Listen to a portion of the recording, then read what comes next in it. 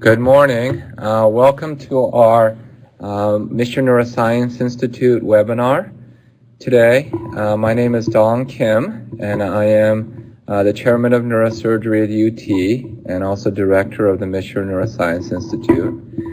I am going to be talking to you about brain tumors in particular, and hopefully we'll answer some questions. Also, we'll focus on pituitary tumors and arachnoid cysts, which are all types of brain tumors, and hopefully this will be informative for you. Now, one of the most frightening things that you can hear is that you have a brain tumor. And I see lots of patients with brain tumor every year, several hundred brain tumors of different kinds, and everybody comes to my office very frightened. And so I'm hoping that this webinar will help you understand and give you some idea of what to expect. Also, because I see so many patients with these conditions, you may be seeing this webinar before our appointment. My office will direct you to this when you get an appointment, and I'm hopeful that this will be helpful to you. So today, in about an hour, I'd like to go through some of these questions. What exactly is a brain tumor? What kinds are there? Why did I get this? And what is going to happen? It's going to be general, and it's for you, the patient, not for other physicians. And if there's time, we'll take some questions at the end. So first of all, I want to define exactly what we mean when we say tumor, because I do find that patients often misunderstand this and they equate tumor with cancer. So any mass or lump that should not be somewhere in the body is a tumor.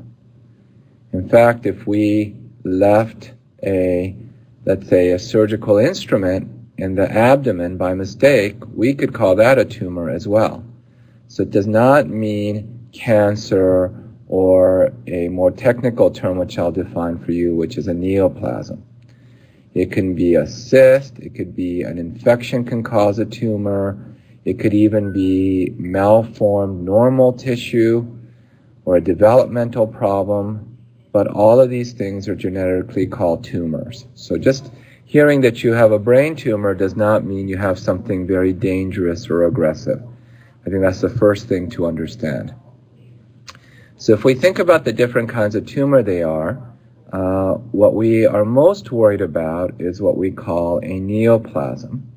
And that's a cell of our own body, our own cell, that has changed in a way that I'll describe and starts growing and keeps growing.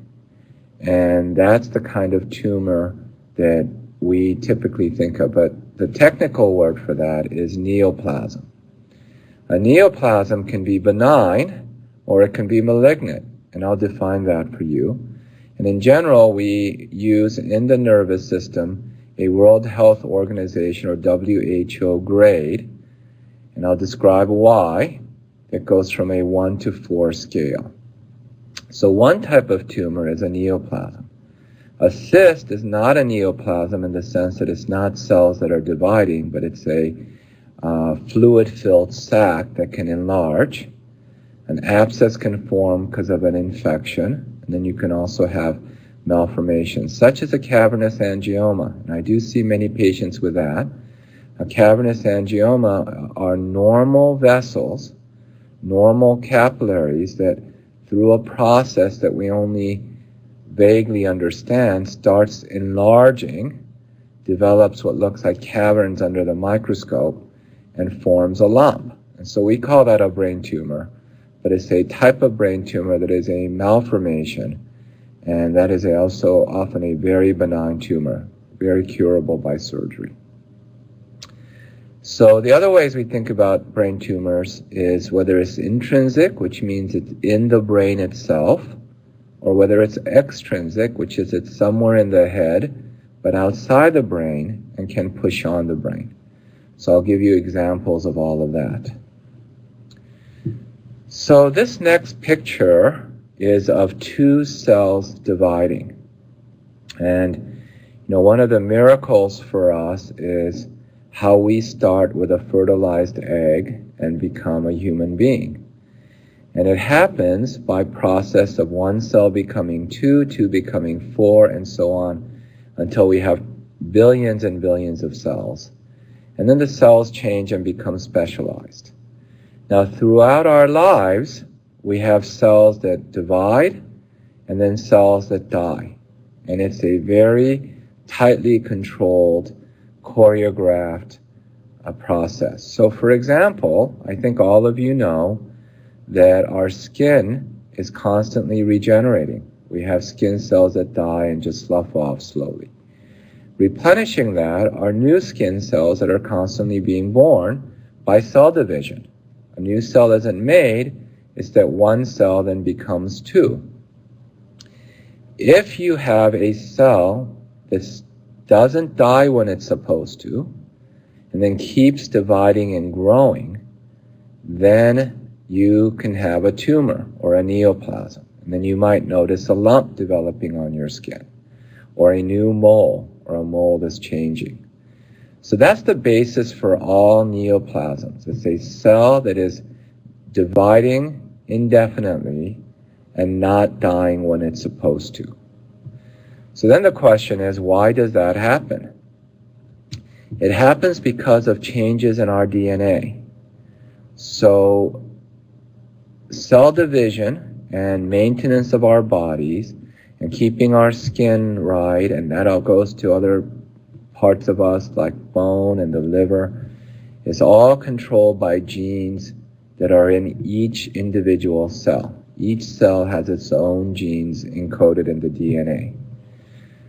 So what happens if our DNA changes, and why does it change? Well, every day we're alive, our DNA and some of our cells change at a certain rate. It's called mutagenesis. It's a normal part of living. And also, every time a cell is copied and divided, the copy may not be perfect, and there may be small changes that are made in our DNA.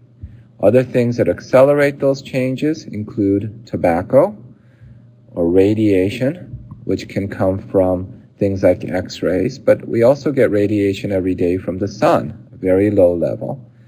And that's why the sun's rays can injure the DNA in our skin cells, and if you get a lot of sun exposure, certain types of skin cancers like squamous cell becomes more common, or the risk goes up.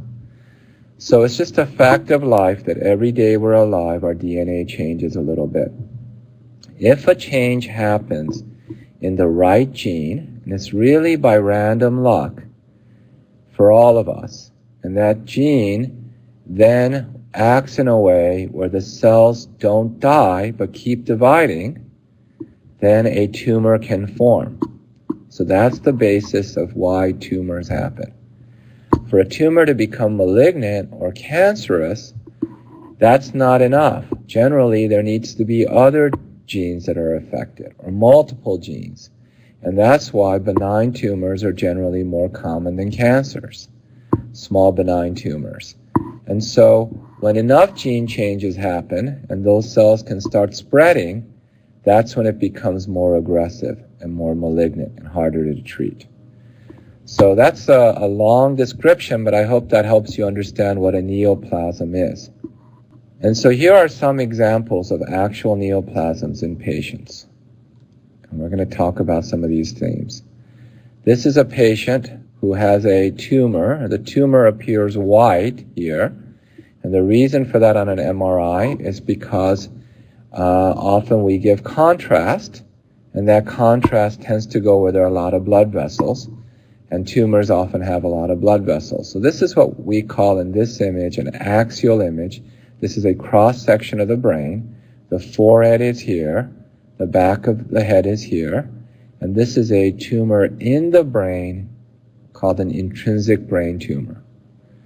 This tumor is also in the visual part of our brain, and I'll talk about that more. And so this patient presented with vision changes. This is a different kind of cross-section, what we call a coronal section.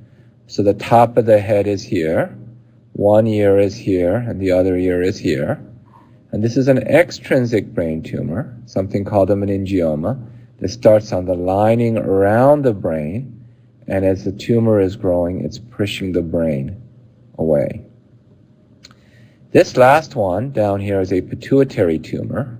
First, I wanted to show you a normal pituitary gland. It's this right here.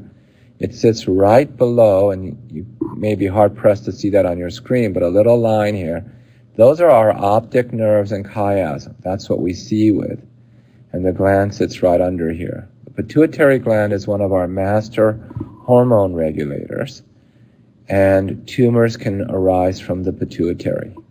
When they do, they can either be a tumor that secretes a hormone, and it comes to our attention. For example, this tumor can secrete a hormone called prolactin, which should only be secreted when somebody is pregnant. This hormone makes a woman stop having periods and also can produce breast milk. If a woman who's not pregnant all of a sudden starts having these problems, then it may mean that they have a pituitary tumor that's secreting it. Some pituitary tumors don't secrete any hormones but get big, and you can see the difference in the size of this patient who had a pituitary hormone versus this patient, which is normal. As this tumor grows higher, it can press on the optic nerves that I talked about, and the patient can start having visual changes, and that's how this tumor came to attention. So a brain tumor can cause symptoms by pressing on a nerve or a part of the brain, or by growing inside the brain and affecting the function. And I'll be talking about that later. But these are neoplasms. What about cancerous or malignant neoplasms? I'll cover this in a second, but generally there are two types. One that starts in the brain, and this is an example of that kind of tumor, a picture of what we would call a glioblastoma. And this is the visible part of the tumor on the MRI. But with malignant brain tumors, little cells have gone very far away from the tumor. So even if we remove all of this visible tumor, there's still going to be little cells in other parts of the brain. And for that reason, surgery alone is not enough, and there often has to be other treatments, and I'll go over that too. A malignant or cancerous tumor that starts in the brain rarely goes to the rest of the body, a process we call metastasis. So unlike if you have colon cancer or lung cancer, if you have a cancerous lesion in the brain, we don't do imaging of the body or worry about that because it doesn't happen, but it can come back in the brain itself. Now this is another type of common malignant tumor we see, and that is a metastasis. That's a cancer that started somewhere else. In this case, it was the colon.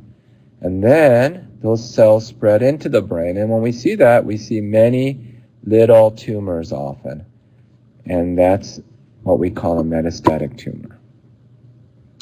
So here are the common types of neoplasms. We name the neoplasms generally for the tissue or the cell they arose from. So if the neoplasm is in the brain itself, there are there are many types of cells in the brain, but there are some common ones that can cause neoplasms and some that are less common. You're all familiar with neurons, which are the cells that actually do the activity of the brain. They rarely produce brain tumors because they don't divide very often as a general rule. But there are supporting cells around the neurons that are called gliomas or glial cells. And there are two types of glial cells. One type is called an astrocyte, and the other is called an oligodendrocyte. So if a tumor arises from an astrocyte, we call that an astrocytoma.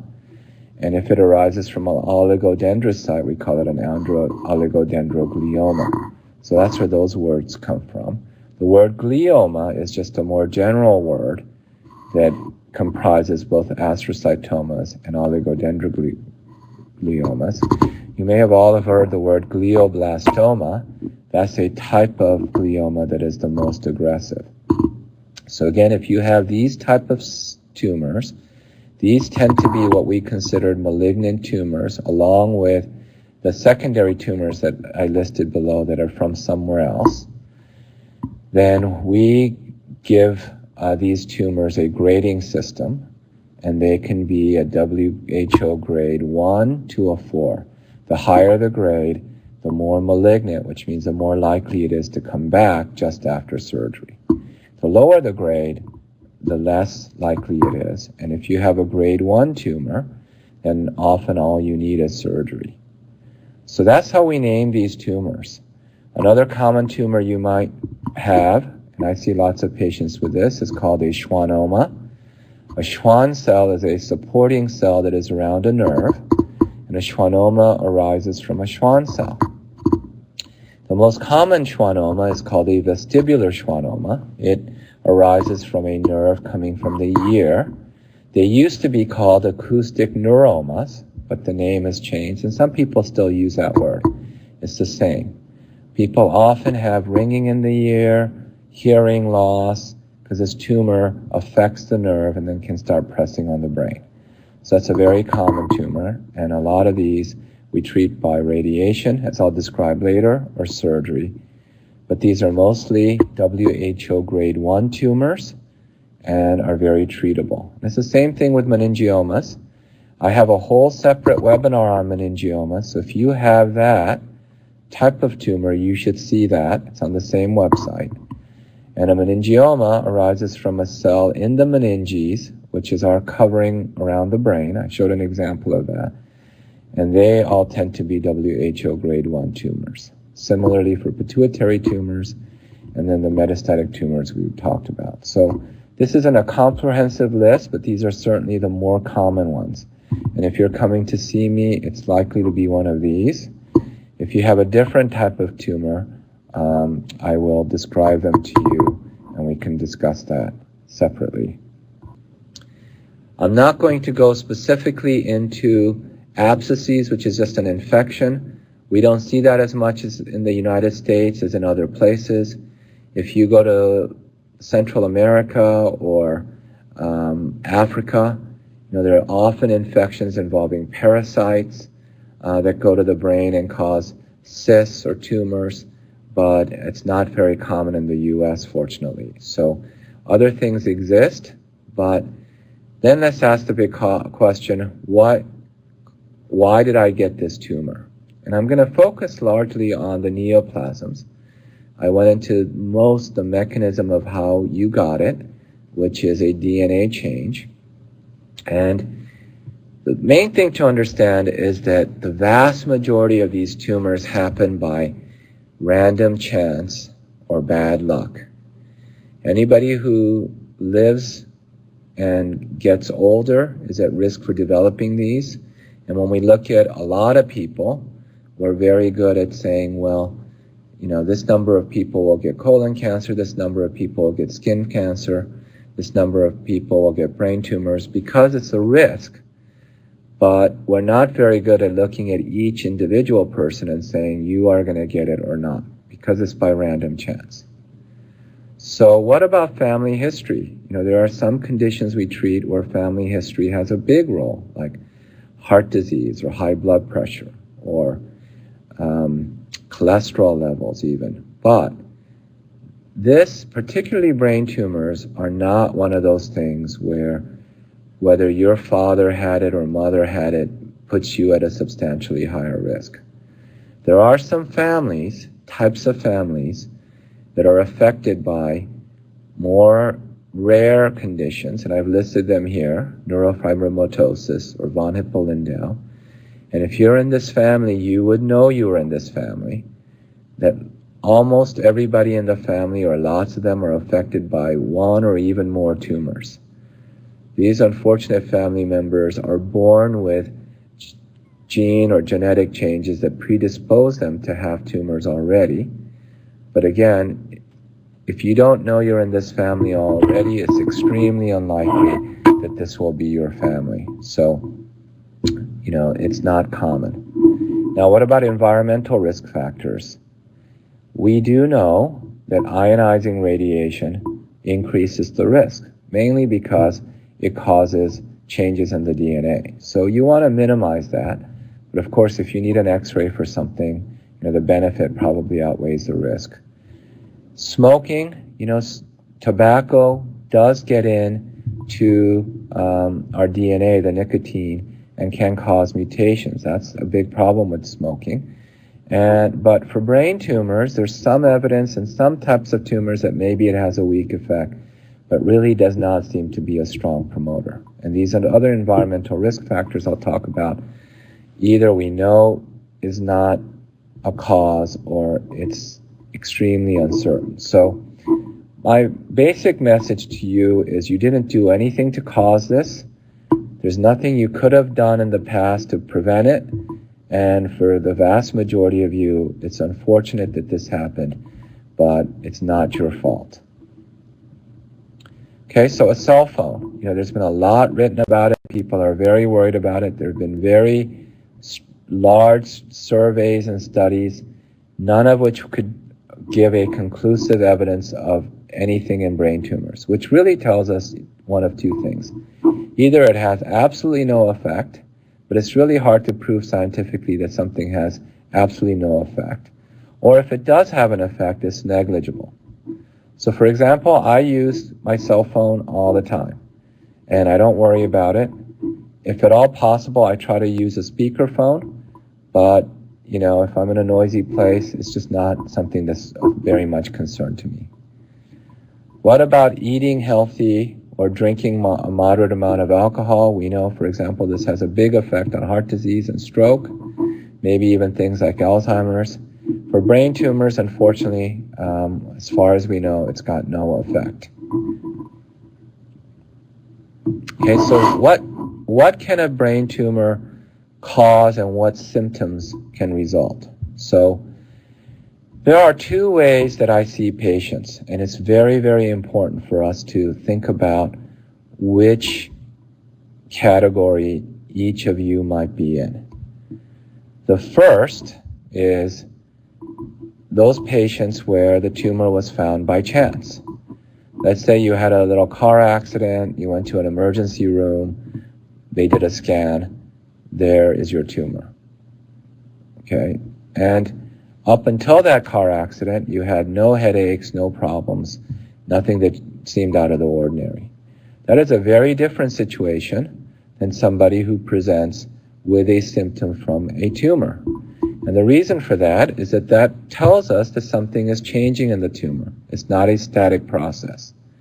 And I'll go over this again, but many types of tumors can reach a certain size and then stop growing and will never do anything again. And obviously those tumors don't need to be treated.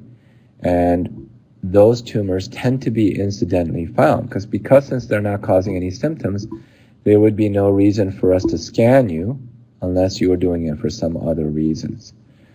But if a tumor is causing a symptom, then by definition it's already large enough to cause a symptom, and it usually means it's changing. So what symptoms do we see? Well, one of the more common is headache. Now, I do not want anybody listening to this to think, oh, I have a headache, I might have a brain tumor. A headache is one of the most common symptoms in medicine. Most of us have it at some point or another. Some of us suffer from it chronically, and the vast majority of patients with headaches will not have a tumor of any sort. So I want to be very clear about that. What is different about a headache from a tumor is that it's not episodic. Okay, that means you don't get it sometimes and it goes away and comes back. And most of the classically defined headache syndromes that we know of, migraines, cluster headaches, they come and they go. If you suffer from it, you know that you may not be able to predict, or it might come during your period, or it might be when you're stressed, but they're not there every day. And if you've had a headache syndrome for a long time and the medications help, it's very unlikely to be the result of a tumor, and it's not something where we recommend imaging. What is a headache from a tumor, particularly like an arachnoid cyst, like? Well, it starts out kind of subtle. Where it is and what it feels like is not so important, because all of us very subjectively experience things in a different way and describe it in a different way. And I hear all kinds of terms used sitting in the office, but there are some characteristic features. One, it might be intermittent at the beginning, but at some point it becomes more and more frequent. And when it gets advanced, it'll be there every day. And this happens with other syndromes I treat, like Chiari malformations too. If something is there, pain or headache, every day, that is not normal. It also tends to get worse and worse over time. It also may or may not respond well to medications, but certainly won't respond well to Imitrex or medications like that are specifically designed for migraines. So that's an important thing to keep in mind. And most physicians, if they see a chronic progressive headache, will order a scan. The other thing to keep in mind is if you've never had a headache your whole life, and all of a sudden you start getting headaches and it becomes more frequent, then that's obviously much more worrisome. But that's the kind of headache that we look for. A tumor can be asymptomatic and then cause a seizure. Obviously, that's pretty dramatic, and anybody who has a seizure as an adult for the first time will get a scan. And as we showed with some of our examples, it can cause neurological changes or deficits. So in the progression, you can have a tumor cause a headache first and then cause a change. And the headaches arise just from the increasing mass within the head and the pressure. And because our skull is firm and like a box, the brain can't expand like skin might, and so that can cause a headache. Or in some instances, a patient will have no headache, but will have a neurological deficit first. And that really depends on where the tumor is, and I'll describe that to you next. But things like cognitive changes, your memory isn't as good, or you're having subtle trouble expressing yourself or talking, or you get weakness or numbness, or you start having vision loss or hearing loss. These are all signs that there can be a tumor. But especially as we grow older, even with this, it does not mean you have a tumor. There's lots of other things that can cause these changes, such as Alzheimer's disease and so on. Okay, so what kind of changes in you does a tumor produce?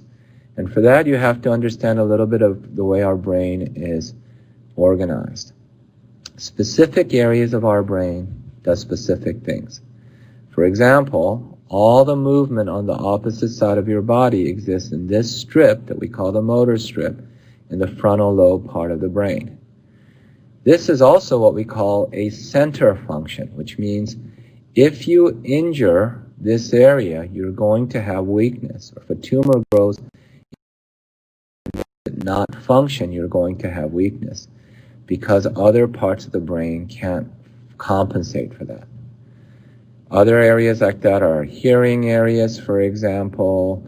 Speech areas are like that. Expression, talking, understanding, all of these are very specific functions.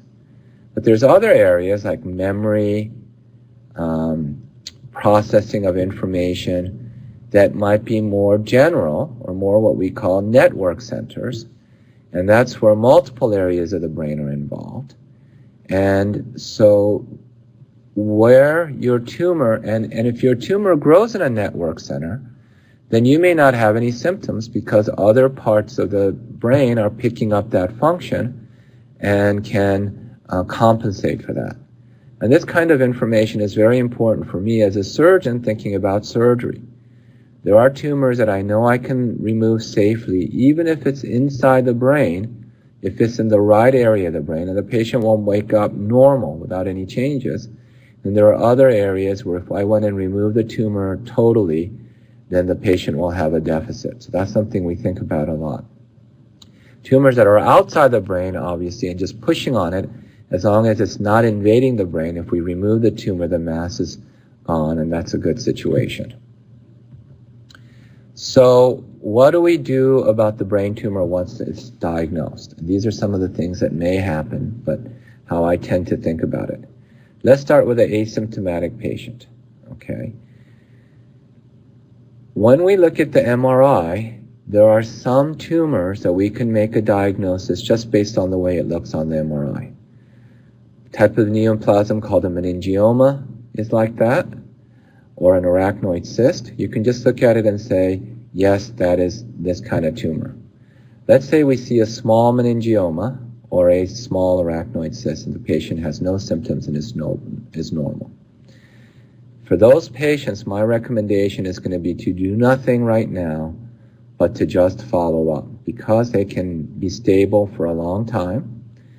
And if it's not changing, there's no reason to put you through the risk of surgery. An important thing to keep in mind, though, is if we're going to observe, we have to observe for the long term. You can't just do it for a few years, say, oh, it's stable, and let's forget about it, because the growth of these are idiosyncratic. That means, it might be stable for 3 years and decide to grow, or it can grow for the next 6 months and decide to stabilize, and we can't predict. And I have seen many patients present with a very large tumor that needs to be treated with surgery only, for example, when it started out small and after a few years everybody stopped following it. So it's not a big imposition to do a scan once a year, but that's something you have to do. If we look at the MRI and we can't tell what it is, and that's different, and I'll get to that in a second. But often I'll recommend observation. There are some patients who just have a hard time saying, I've got this tumor, even though I know it's benign, I want it treated. And we might think about, radiosurgery, which I'll describe, or even surgery. And that could be at the request of the patient. But generally, there's nothing you have to do for those. Now, if I look at a tumor and can't tell what it is, or there's a chance it might be malignant, then we have to do an operation, at least a biopsy, if not a full removal, because if it's malignant, it's something we want to start treating. If you presented with symptoms, then surgery becomes much more likely, but not certainly. Surgery is the only way to get a definitive pathological diagnosis, because we can give a specimen to the pathologist to look at. So if we need to know what a tumor is, then surgery is the way to go. It's also the only way to physically get rid of the tumor, and for some of the benign tumors, removing it by surgery is definitive and it's curative. In surgery, for example, for an arachnoid cyst, if it's causing you a lot of headaches and it's getting worse, symptomatic, then you can remove parts of the cyst, although the cyst, depending on the location, can come back. And to prevent that, sometimes we put in a shunt, which is a tube that goes into the cyst and shunts that fluid out to another area. And I can describe that to you in some detail if that's what you need. And that will help prevent recurrence. But if there's mass effect and there's headaches or neurological changes, then we need to treat the tumor generally. And that can involve surgery at the beginning.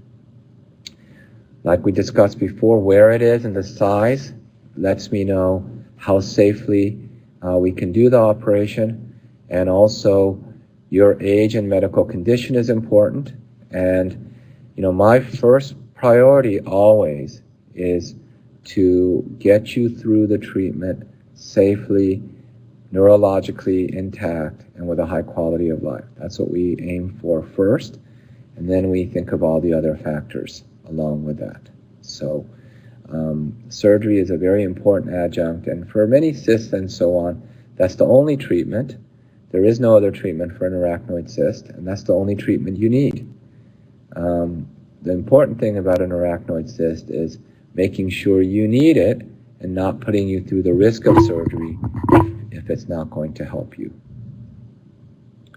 Okay, so here are two examples of patients who have had surgery. One patient on top has a glial tumor, or glioma. This turned out to be a type of glioma called an astrocytoma. You can see it in the frontal lobe. This is a very safe area for us to do surgery. You can also see a lot of darkness around the tumor. That's swelling. When there's a tumor growing, the brain around it can swell quite a bit, and that can cause problems too. And that's why if you're my patient, you'll often hear that I want to put you on steroids before surgery or during and after surgery, or your doctor might have started steroids anyway. And for these kind of tumors, there's a high seizure risk too. So steroids, a seizure medication like Keppra is pretty common. The steroids we use is called Decadron, and it helps cut down the swelling. After surgery, all the swelling goes away, and you can see just a little hole where that tumor was. There has to be a hole in the brain because it was in there, but this patient did very well, and it's been removed. Now we have a diagnosis. Depending on what the diagnosis is, we'll decide what sort of treatment the patient needs. This is a different type of tumor. It's an extrinsic tumor that started right here. This is the area. It's been growing for a long time until it caused symptoms. It's a very large meningioma. And this is shortly after removing it. You can see the tumor is gone. The brain hasn't quite bounced back all the way, although the cavity is much smaller than the tumor. And over months, it'll keep coming back, although not entirely. And this patient felt much better after surgery. So that's the operation. Typically for me, patients stay in the hospital 2 days. Typically it's about 3 to 4 weeks before returning to work. And we'll go through all of this if you need surgery. What about radiation? How does radiation work? Well, radiation works by cutting the DNA in the tumor cells, if you can focus it on the tumor. The radiation, it's your normal cells, it cuts DNA too. So the radiation treatment is interesting in that if your normal tissue gets radiated, then that tissue is more likely to develop a tumor later, but that time frame is 10 years or more.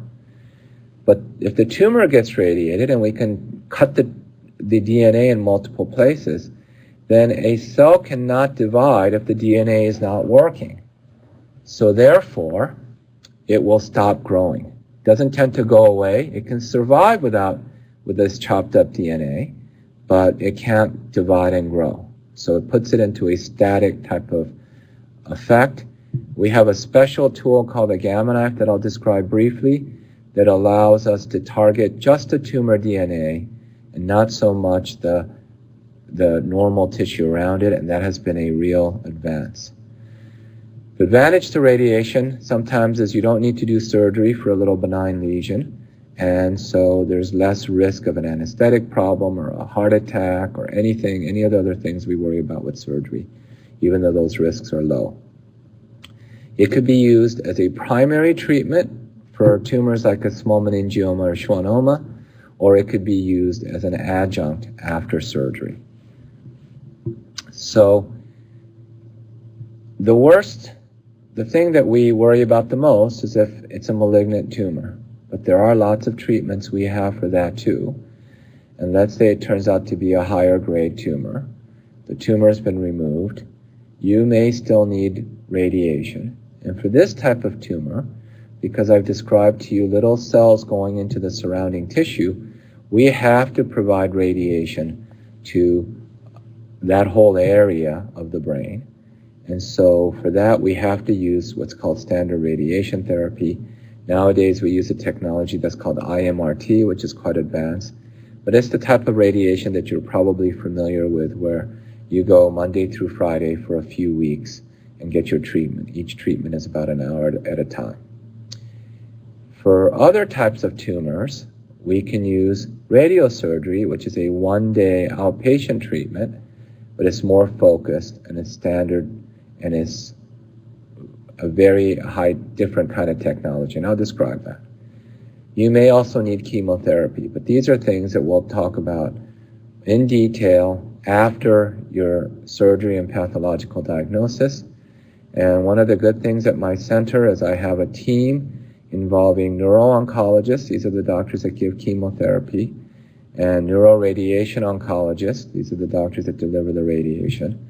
And they all come to the same clinic as me.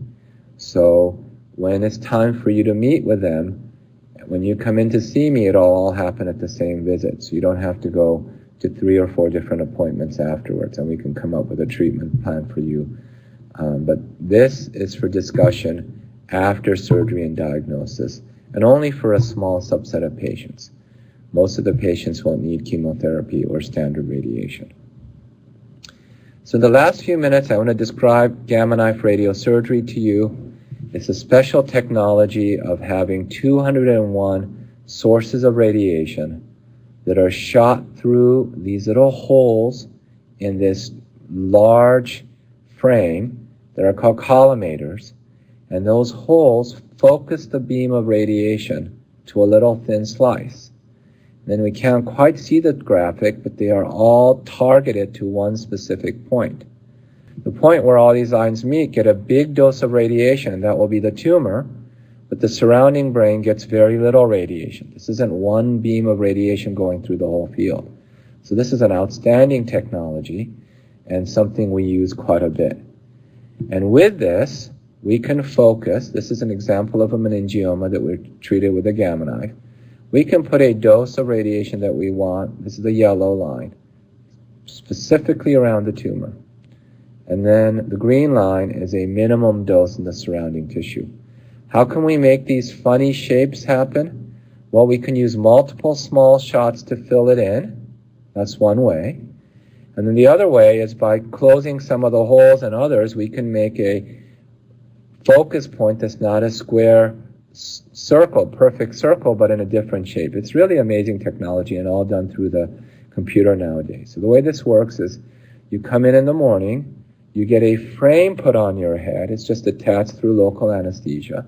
And then an MRI is done with a frame. That frame is the reference for where the brain is in space in reference to that frame. And then by moving the frame around, we can target the beam right on the tumor.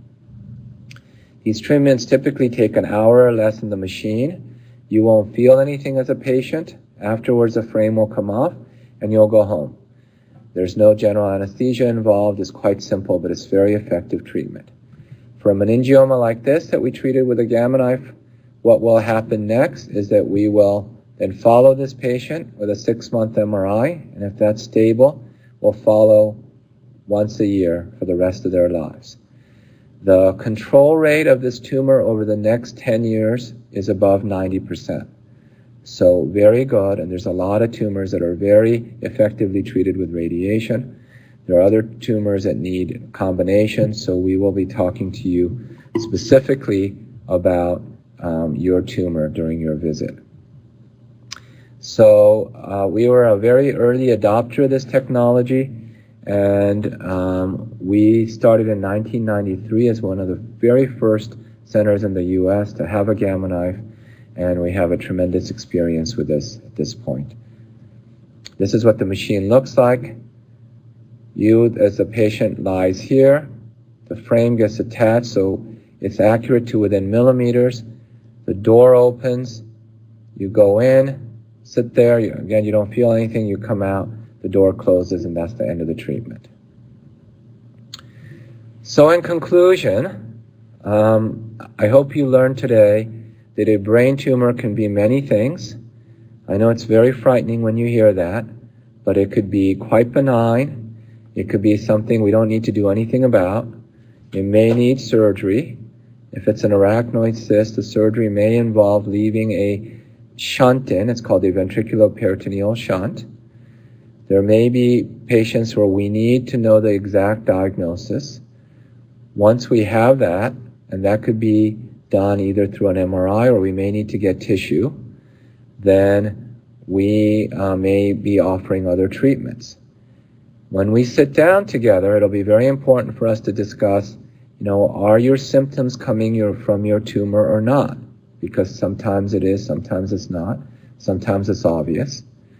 Can I make a diagnosis just based on your MRI, or do we need to have a pathologic slide? What type of tumor do you have? Where is it? And the prognosis has much to do with that. And as a result of all that, then we can decide, do we want to have surgery? Do we want to just observe it, do gamma knife, and so on? If we do surgery, the goal will be to remove as much of the tumor as possible safely, and then we'll decide what other kinds of treatments might be necessary. I want you to know that I'll be with you every step of the way, and that we have very many effective tools for this, and I look forward to meeting you in clinic. Thank you for your attention.